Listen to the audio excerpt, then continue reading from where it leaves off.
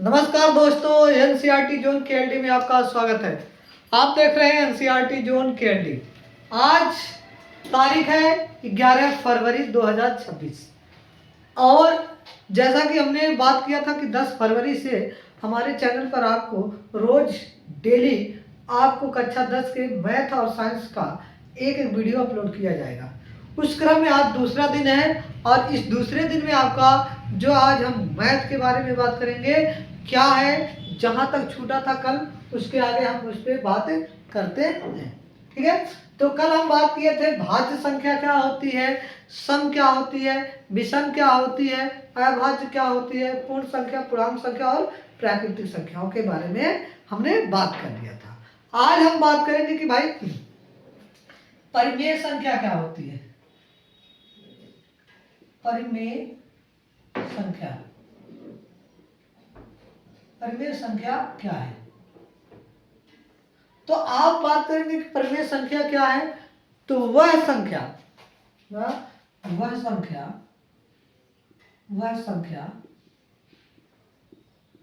जिसे हम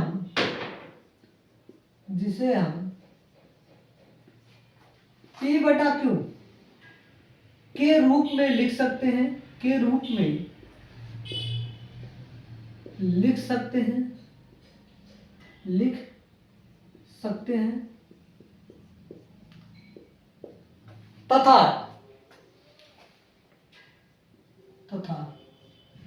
P और Q पूर्णांक हो, क्या हो, पूर्णांक हो और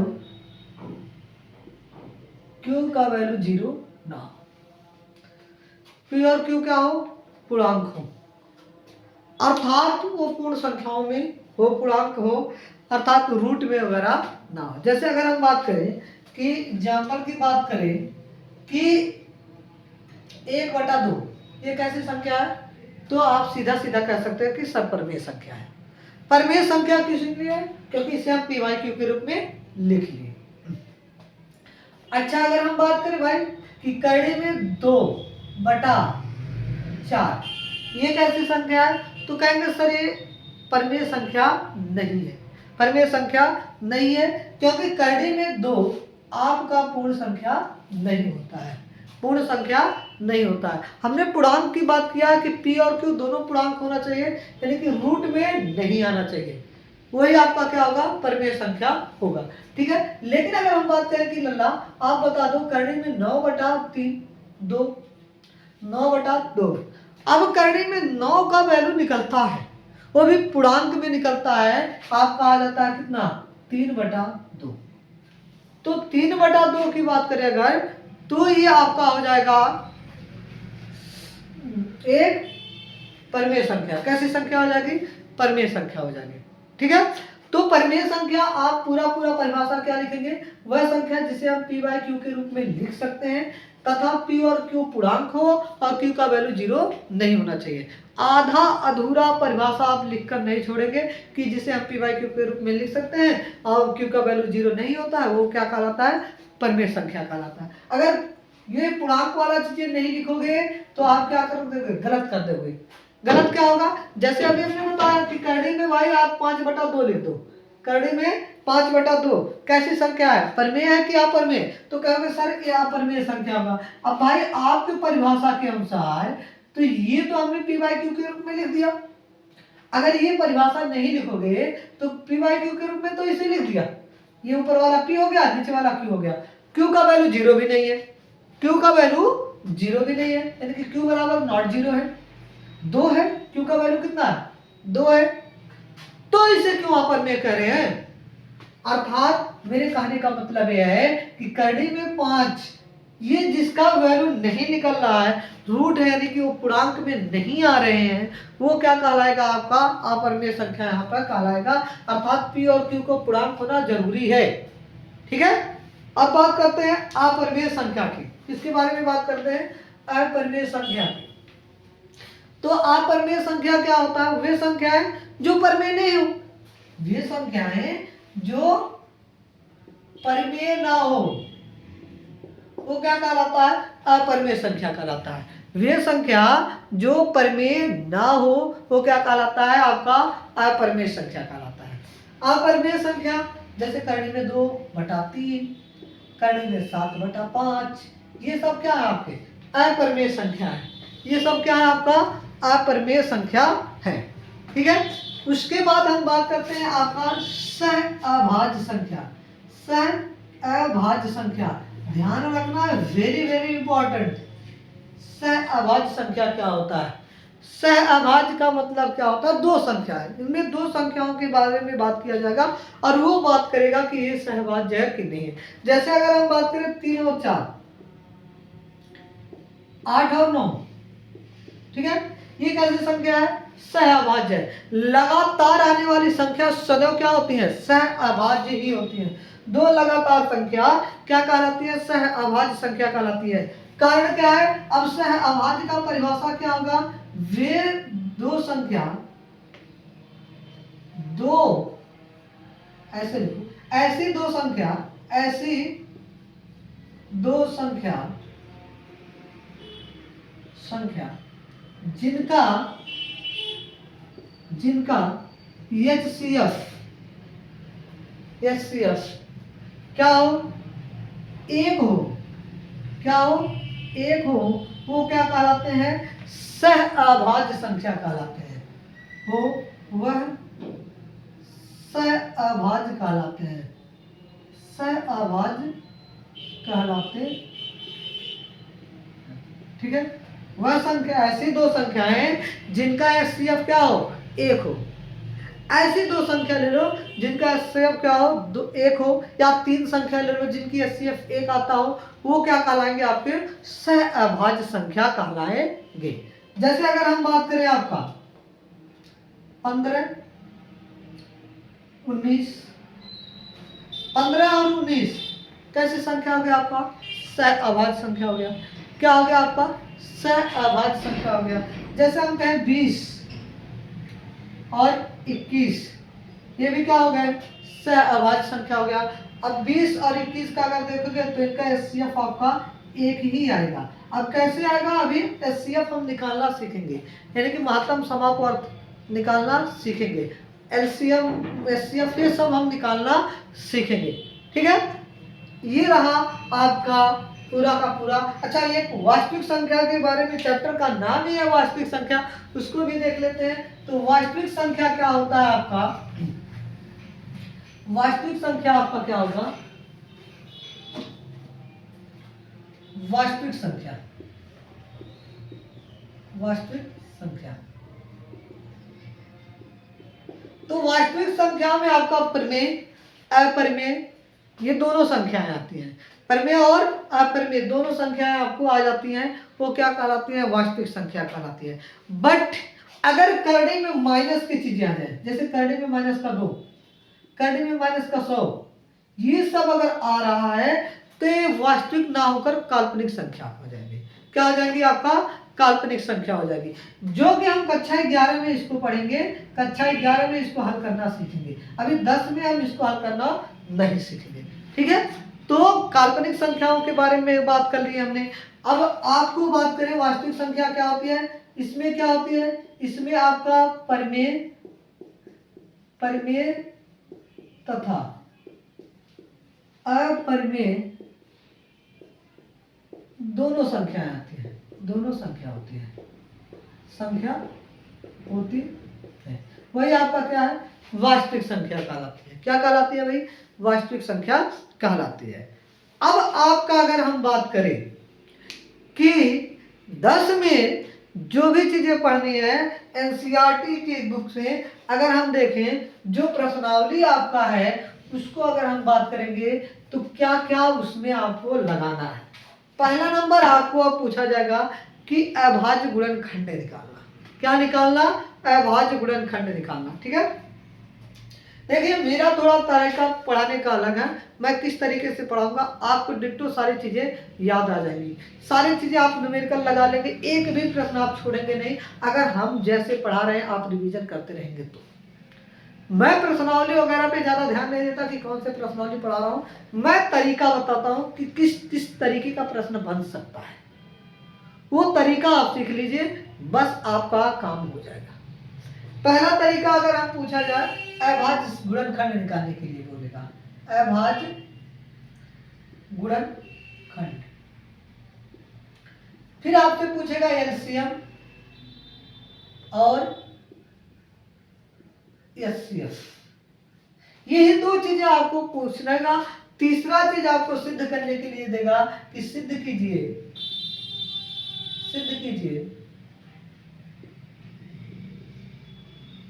कि कड़ी में 2, कड़ी में 3, कड़ी में 5, कड़ी में 7, कड़ी में 11 अपरिमेय संख्या है, अपरिमेय संख्या है।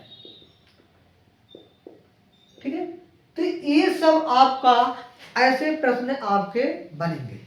इस 3 टाइप के पूरे प्रश्न आए आपके इस सिलेबस में, यानी कि वास्तविक संख्या, यानी कि चैप्टर नंबर 1 कक्षा 10 में जो आपका गणित है, इस 3 टाइप के प्रश्न आएंगे। अगर ये 3 टाइप आप सीख गए तो पहला प्रश्नावली या पहला चैप्टर आप आराम से लगा सकते हैं। कोई कहीं से आपका एक भी नंबर कटने वाला नहीं है। अगर नंबर कटेगा तो उसकी जिम्मेदारी हम लेते हैं कि अगर छूटेगा, एक भी प्रश्न नहीं छूटेगा। जितना हम अगर आपको बोर्ड पे करवा दे रहे हैं, आपको होमवर्क शीट दे रहे हैं, उस होमवर्क शीट को आप कर ले रहे हैं, तो पक्का है आप कहीं छोड़ने वाले प्रश्न नहीं है, एक भी प्रश्न छोड़ने वाले नहीं है। और होमवर्क शीट कहाँ से मिलेगा? आप हमारे व्हाट्सएप पर क्या करेंगे, जुड़ जाएंगे।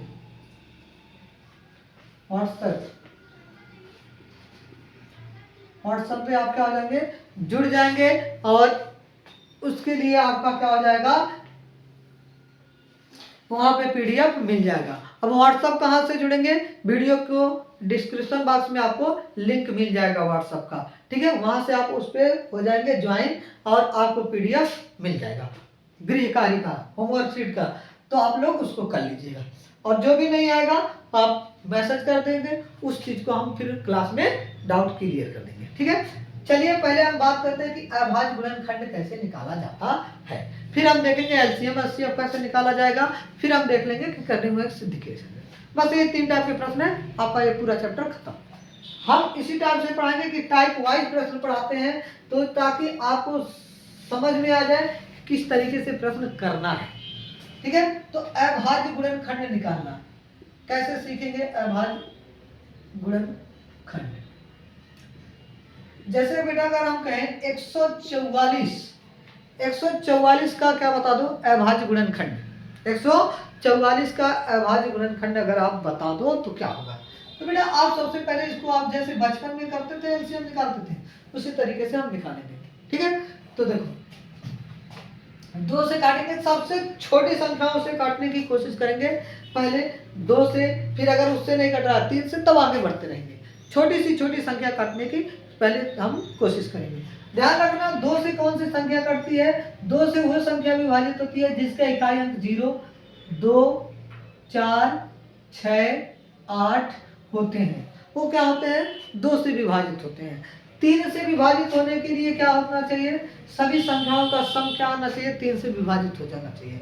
सभी संख्याओं का सम 3 से विभाजित हो जाना चाहिए। अभी ध्यान रखना है कि ये 2 से कट रहा है, कैसे काटेंगे, 2 का टेबल पढ़ेंगे 7 बार, तो 2 7 14, बचेगा 4, 2 दूनी 4, यानी कि जब हम 144 को 2 से भाग देंगे तो आएगा आपका 72। ठीक है, अब 72 को फिर हम भाग देंगे तो आपका आ जाएगा 2 3 6, एक बची आएगा, हो जाएगा कितना 12, 2 6 12, फिर 2 से काटेंगे, 2 का नाम 2, एक बचेगा 16, 2 8 16, फिर 2 से काटेंगे 2 9 18, फिर इसको काटेंगे 3 से, 3 3 का 9, 3 का नाम 3, यानी कि 144 का अगर देखा जाए तो अभाज्य गुणनखंड कितना आया, 2 गुणे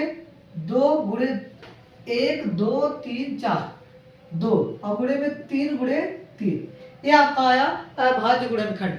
अर्थात इसको हम ऐसे लिख दें 144 और 2 पे घाते 1 2 3 4, 2 पे घाते 4 लिख दें और 3 पे घाते कितना लिखते हैं, 2 लिखते हैं। यही आपका है अभाज्य गुणनखंड, यही आपका क्या है, अभाज्य गुणनखंड। ठीक है, तो एक और करते हैं इसी बात पे। आपका आइए, जैसे कर लें 1026 1026। इसका अगर हमें क्या निकालना है, अभाज्य गुणनखंड, तो कैसे निकालेंगे। अभी हम प्रश्नावली पे नहीं आ रहे हैं, बस आपको सिखा रहे हैं कि ये कैसे किया जाएगा, उदाहरण दे रहे हैं। अभाज्य गुणनखंड प्रश्नावली आपको जब हम पेश करेंगे कि प्रश्नावली का सवाल ये है, तो आप यूं मार देंगे, खत्म कर देंगे सवाल, तो आप उड़ा देंगे, धुआं धुआं कर देंगे उसको, टेंशन मत लीजिए। आइए 2 से करते हैं। 2 5 10, 2 का नंग 2 और 2 3 6। अब ये देखिए किससे कटने वाला है, तो अगर देखा जाए 3 1 4 और 4 5 9, अभी ये 3 से कट जाएंगे, क्योंकि अब 2 से नहीं कटेगा, क्योंकि लास्ट में विषम संख्या आ गया। 2 सम संख्या, यानी कि 2 उसी को काट सकता है जिसकी इकाई अंक क्या हो, सम हो, ठीक है। और सम विषम संख्या आपको पहली कक्षा में पढ़ाई दी गई है। दूसरी बात, ये विषम संख्या आ गई, तो 3 से काटेंगे, पहले देखेंगे 3 1 4 और 4 5 9, 9 3 के टेबल में आता है, अर्थात 3 से 1 कट जाएगा। कैसे कटेगा, ध्यान से देखिएगा। 3 से काटेंगे, 3 एक नम 3, 5 है तो 3 1 2 बच जाएगा, ये हो जाएगा 21, 3 7 21 और 3 एक नम 3। फिर कटेगा, हाँ 7 1 8 1 9, अभी कटेगा। फिर 3 से काटो, 3 5 15, 2 17 21 और 3 एक नम 3 7 21। अभी भी 3 से कटेगा, हाँ 7 5 12। फिर काटेंगे, 3 एक नम 3, 2 3 9 27। अब ये किससे कटेगा, 19 से कटेगा, क्योंकि 19 अभाज्य संख्या है, ठीक है, खुद से ही कटता है, तो 19 अर्थात 1026 का जो अभाज्य गुणनखंड आया 2 × 3 × 3 × 3 गुणे में 19 आ गया। अर्थात इसको लिखे 2 पे पावर 1, 3 पे पावर 2 और 19 पे पावर 1। ये आपका आ गया अभाज्य गुणनखंड करना, ठीक है। क्या हो जाएगा, अभाज्य गुणनखंड करना। तो ये चीजें आपको इस चैप्टर में पहला प्रश्नावली आपका है कि अभाज्य गुणनखंड ज्ञात करना।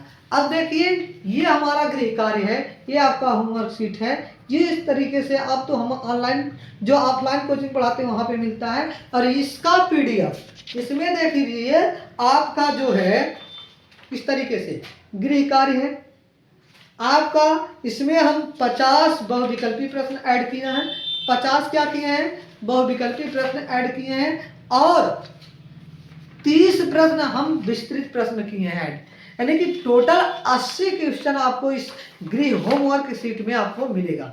तो आप लोग क्या करेंगे, व्हाट्सएप से जरूर जुड़िएगा, जो कि आपको डिस्क्रिप्शन बॉक्स में लिंक उसका मिल जाएगा, ठीक है। चलिए एक और आपको होमवर्क देते हुए छोड़ते हैं कि ये इसका होमवर्क करके लाएंगे। 2 सवाल का आपका होमवर्क रहेगा, या हम खुद अभी करवा दे रहे हैं, बस आप नोट कर लीजिए होमवर्क के रूप में। आपके इसको आप नोट कर लीजिए 126 और 1026 करवा दिए तो 126 कर लीजिएगा। और दूसरा आपका रहेगा होमवर्क, आप कर लीजिएगा 201 आप इसको होमवर्क कर लीजिएगा। ये 2 का अभाज्य गुणनखंड आपको घर से कर लीजिएगा, ठीक है। अब बात करते हैं कि भाई इसमें ऐसे ही प्रश्न पूछेगा, हाँ, तो इस चैप्टर का पहला प्रश्नावली जो आएगा 1.1 प्रश्नावली का पहला सवाल आपको यही मिलेगा कि निम्नलिखित का अभाज्य गुणनखंड कीजिए। निम्नलिखित का क्या कीजिए, अभाज्य गुणनखंड कीजिए। तो अभाज्य गुणनखंड, अच्छा ये पहला सवाल ही है 144 पहली प्रश्नावली का 1.1 का पहला सवाल है, 144 ही है, उसका अभाज्य गुणनखंड करना है। तो आप एकदम ठंडे दिमाग से काम करेंगे, उसको एकदम बचपन की तरह जैसे आप करते आ रहे हैं उसको करेंगे। तो अभाज्य गुणनखंड उसका कितना आ गया, 2 × 2 × 2 × 2 × 3 × 3, ये रहा इसका 1026 का भी हो गया। तो और आपको 2 होमवर्क मिल गया। बाकी कल मिलते हैं अगले वीडियो में। कैसा लगा मेरा वीडियो आप कमेंट करके जरूर बताएं। अगर पसंद आया आपको तो लाइक करें, चैनल को सब्सक्राइब करें। धन्यवाद, नमस्कार।